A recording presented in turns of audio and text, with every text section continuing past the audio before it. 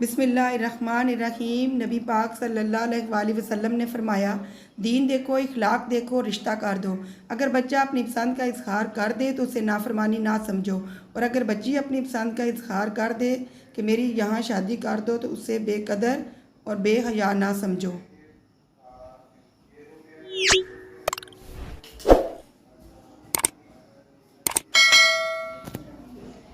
رسول اللہ صلی اللہ علیہ وآلہ وسلم نے فرمایا، جو شخص سچی طلب کے ساتھ اللہ تعالیٰ سے شہادت کی موت مانگتا ہے تو اللہ تعالیٰ اس کو شہادت کے درجے تک پہنچا دیتا ہے، چاہے وہ اپنے بستر پر ہی مرا ہو۔ تمہارے لیے یہی گناہ کافی ہے کہ تم ہمیشہ جھگڑتے رہو۔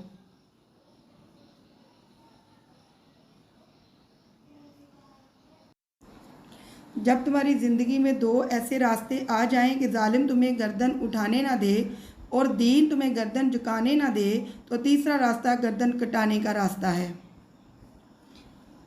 رسول اللہ صلی اللہ علیہ وآلہ وسلم نے فرمایا، جب تم میں سے کوئی شخص جمائی لے تو اس کو اپنا ہاتھ منہ پر رکھ لینا چاہیے، کیونکہ کھلے منہ میں شیطان داخل ہو جاتا ہے۔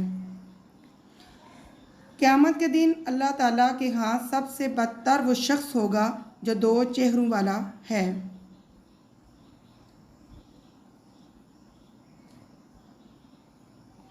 صبح کا آغاز صدقے سے کیا کرو، کیونکہ مصیبت صدقے سے آگے قدم نہیں بڑھاتی۔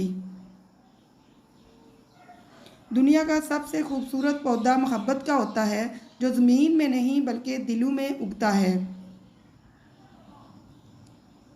نبی کریم صلی اللہ علیہ وآلہ وسلم نے ارشاد فرمایا، تم اللہ تعالیٰ سے ایسی حالت میں دعا کیا کرو کہ تم قبولیت کا یقین رکھا کرو، اور یہ جان رکھو کہ اللہ تعالیٰ غفلت سے بھرے دل سے دعا قبول نہیں کرتا۔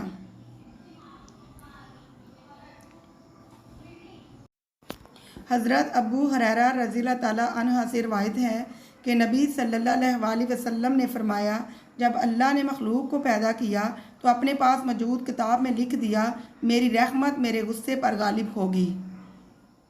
اللہ تعالیٰ نے معراج کی شب آپ صلی اللہ علیہ وآلہ وسلم سے ارشاد فرمایا، جو ٹوٹے ہوئے دلوں کو جوڑ دے اس کو جنت میں بھیجنا مجھ پر لازم ہو جاتا ہے۔ رسول اللہ صلی اللہ علیہ وآلہ وسلم نے فرمایا، جب سونے کے لیے بستر پر جاؤ تو آیت الکرسی پڑھ لیا کرو، اس کی وجہ سے اللہ تم پر ایک نگہبان فرشتہ مقرر کر دے گا اور شیطان صبح تک تمہارے قریب نہ آ سکے گا۔ اگر آپ نے ابھی تک ہمارے چینل کو سبسکرائب نہیں کیا تو سبسکرائب کر لیجئے تاکہ ہماری ہر نئی آنے والی ویڈیو کا نوٹیفیکیشن آپ کو ملتا رہے۔ Thanks for watching. اللہ حافظ۔